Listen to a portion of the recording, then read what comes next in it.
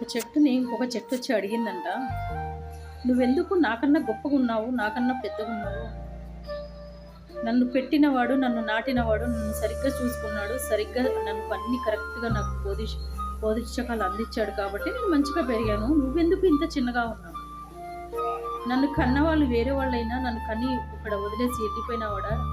ఎవరో స్వార్థాన్ని తీసుకొచ్చి పెట్టారే తప్ప ఎవరు కూడా నన్ను ఆలన పాలన చూసుకోలేదు కాబట్టి నేను ఇలా పెరగకుండా చిన్నగా ఉండిపోయాను అనేదంట. ఇంకొక చిన్నగా ఉన్న చెట్టు పెద్దగా ఉన్న చెట్టు అనేది అది పొగరు కదా, పెద్దగున్న లెవెల్ అలాగనే ఉంటుంది కాబట్టి దాని వీక్నెస్ని అది ప్లేస్ పాయింట్ చేసుకుంటాను. నీకు నేను సరిగ్గా భోజనం పెడతాను, టైంకి బట్టలు ఇస్తాను, ఫుడ్ పెడతాను, బట్టలు ఇస్తాను, నేను బాగా చూసుకుంటాను, నేను చెప్పిన పని చేస్తావా అని అడిగింది.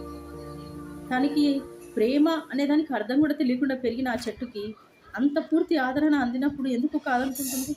సరే నమ్మిగా గుడ్డిగా తను చెప్పినట్టు ఇంటిపోయింది. లాస్ట్కి వస్తే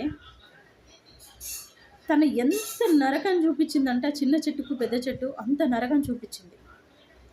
నువ్వింత నా ముందల, నువ్వెంత నా ముందల, నేను చెప్పిందే, నేను పెట్టిందే గాలి, పెట్టిందే మోత, నేను పెట్టిందే ఇది, నేను ఏం చెప్తే అది జరుగుతుంది ప్రకృతిలో. నేను ఎంత ఇసిరితే అంత ప్రకృతి నాది సొంతం అవుతుంది, దేవుడు నాకు అలా ఇచ్చాడు బ్లెస్సింగ్స్, నేను అలా ఎదిగాను అనే అహంకారం చూపించుకున్నాను. ఒకసారి సునామీ, పెద్ద సురగాలి వచ్చిందండి.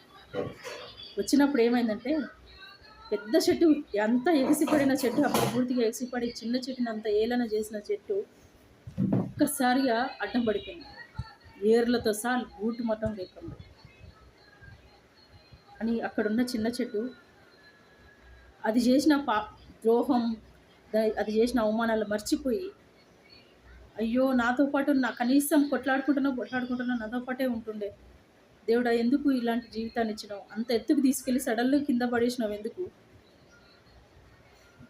ఎందుకు దేవుడా నీ సృష్టి ఎందుకు ఎట్లుంటుంది అని బాధపడిందంట, పశ్చాత్తాపపడ్డదంట. అంత పెట్టిన బాధను కూడా మర్చిపోయి. కానీ చూసారా ఎంత తేడాను? చిన్న చెట్టుకు ఉన్నంత తేడా పెద్ద చెట్టుకు ఉన్నంత తేడా, ఏం తేడా ఉందో గమనించారా? గమనించండి. ఫస్ట్ నాకు క్వశ్చన్ అక్కడే దొరుకుతుంది.